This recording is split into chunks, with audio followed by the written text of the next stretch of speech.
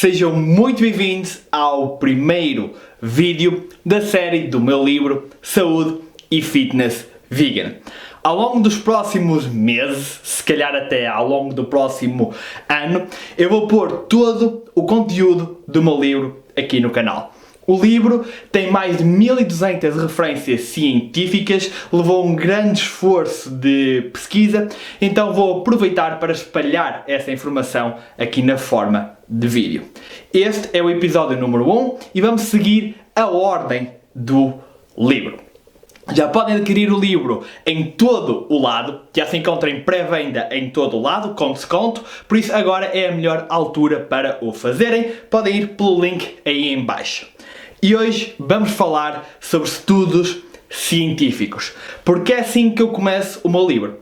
Antes de começar sequer a contar um pouco da minha história, nós vamos ver as diferenças entre os vários tipos de estudos científicos, quais é que são as vantagens e quais é que são as desvantagens de cada um.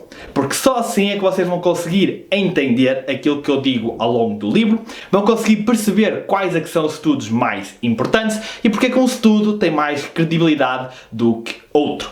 Claro que não vamos fazer uma avaliação a fundo de todos os estudos, porque não daria tempo. No entanto, aqui vão ter o básico necessário para entenderem a ciência dos estudos, especialmente nos estudos relacionados com saúde. Então, o capítulo começa com a pirâmide hierárquica da evidência científica.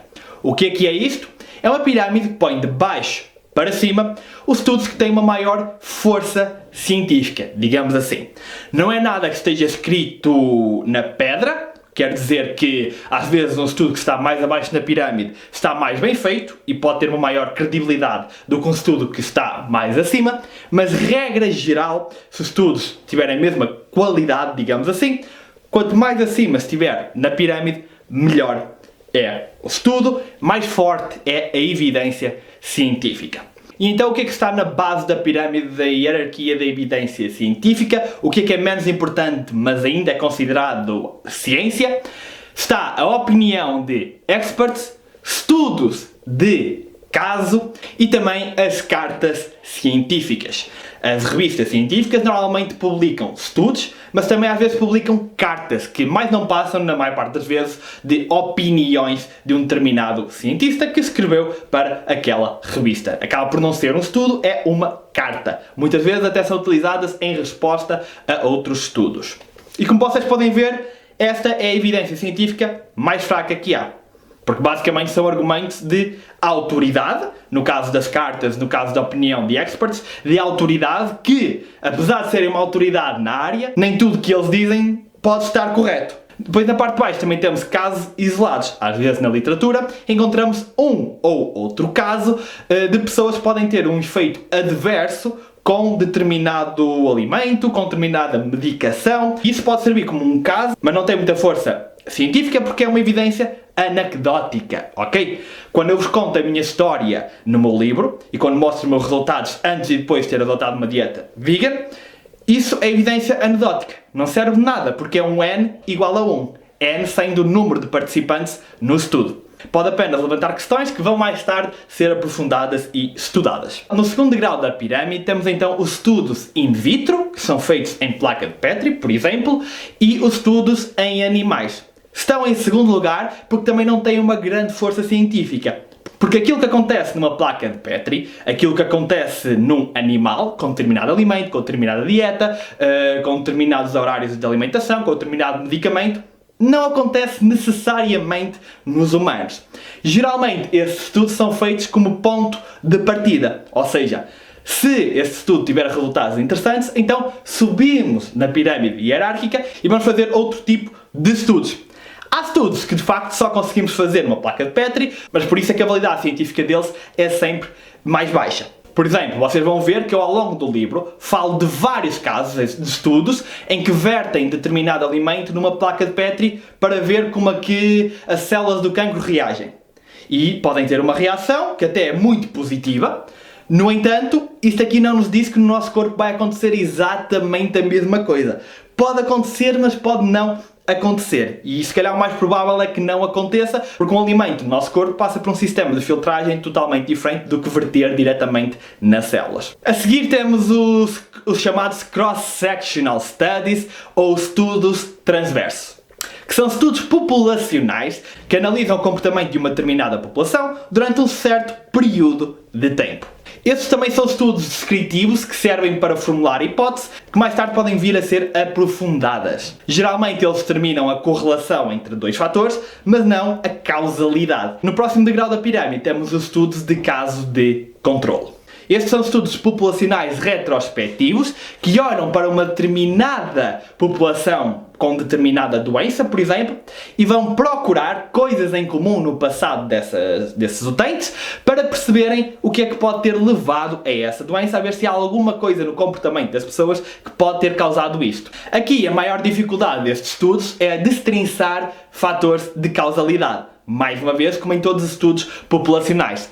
Ninguém me disse que a pessoa não teve nenhum problema de saúde porque comia uma maçã por dia. Se calhar ela comia uma maçã por dia, mas também fazia mais desporto, também tinha uma alimentação mais saudável no geral, era mais ativa, tudo isso. Claro que há uma forte análise estatística cada vez mais avançada que dá para destrinçar estes fatores. E uma grande parte dos estudos de nutrição são estudos populacionais e nunca vamos ter estudos do topo da pirâmide, se calhar, que nos mostrem isso. Mas os estudos populacionais também já são uma boa indicação. Estes estão em quarto lugar. Em terceiro lugar temos então os estudos de cohort. Um cohort é um grupo de pessoas que têm as mesmas características e normalmente este grupo de pessoas é selecionado, são seguidos durante vários anos, muitas vezes 5, 10, 15 anos, e ao final desse tempo comparam-se os resultados dependendo do estilo de vida das pessoas, no caso desses estudos. Basicamente, no início do estudo observam-se os hábitos dos participantes.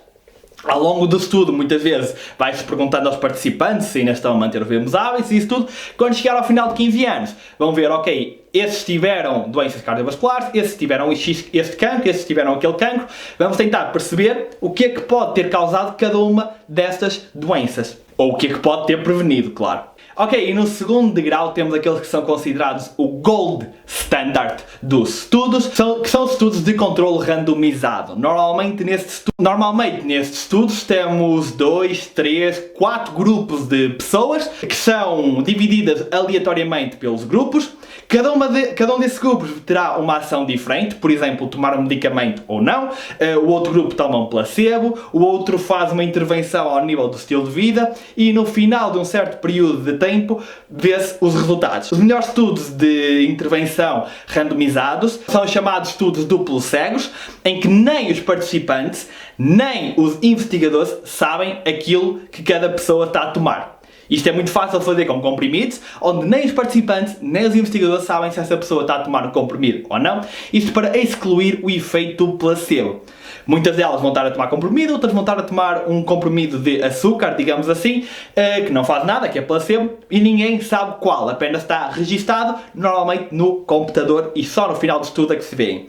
Hoje em dia já começam a surgir os estudos triplo cegos, em que mesmo quem trabalha a estatística no final do estudo, não sabe, até ao final do estudo, mesmo depois de trabalhar toda a estatística, não sabe quem é quem. E só depois disto é que vamos ter os resultados final. Não são muitos, mas já se começam a ver alguns.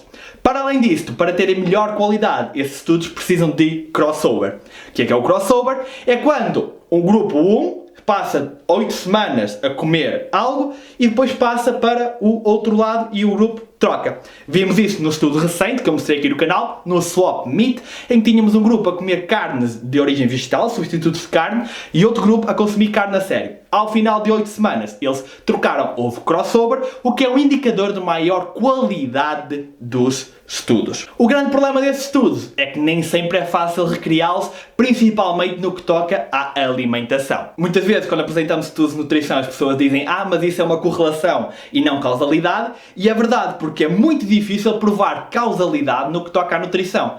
Nós podemos olhar para a evidência toda populacional, de todos os estudos daqui para baixo, e inferir algumas conclusões.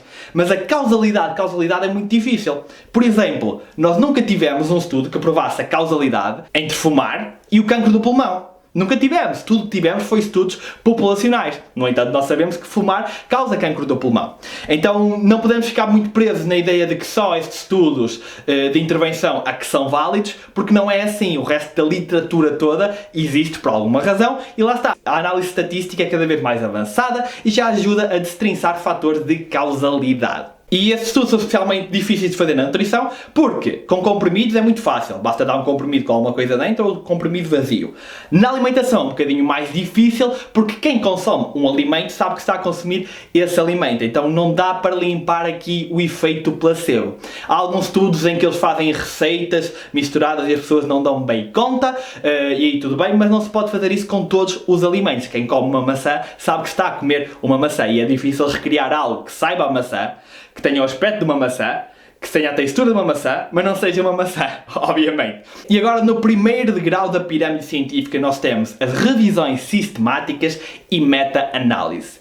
Isto são revisões da literatura inteira num determinado assunto. E por isso é que estão no degrau 1, por isso é que são os estudos mais importantes e os estudos mais abrangentes. Sempre que sai uma nova meta-análise tem um maior mediatismo porque de facto são um agregar de anos ou décadas ou até séculos de evidência científica num determinado assunto. Mas não se deixem enganar porque nem todas as meta-análises são iguais. O resultado e a qualidade de uma meta-análise estão dependentes dos estudos que os investigadores decidiram incluir. E muitas vezes os investigadores, quando querem, incluem apenas aqueles estudos que são mais favoráveis a si. Ou então, o que fazem em muitos casos é eliminar determinados fatores que depois alteram completamente a conclusão. Por exemplo, há duas grandes meta-análises, uma de 2010 de Siri e Tarino e outra de 2014 de Chowdhury, que afirmam que o consumo de gordura saturada não tem qualquer problema e não aumenta o risco de doenças cardiovasculares. Algo que nós sabemos e todas as instituições de nutrição sabem que não é verdade. Então, porquê que essas meta-análises, que estão no topo da pirâmide científica, concluíram isto? Nestes casos, os investigadores escolheram estudos que comparavam um consumo médio de gordura saturada com um consumo alto de gordura saturada.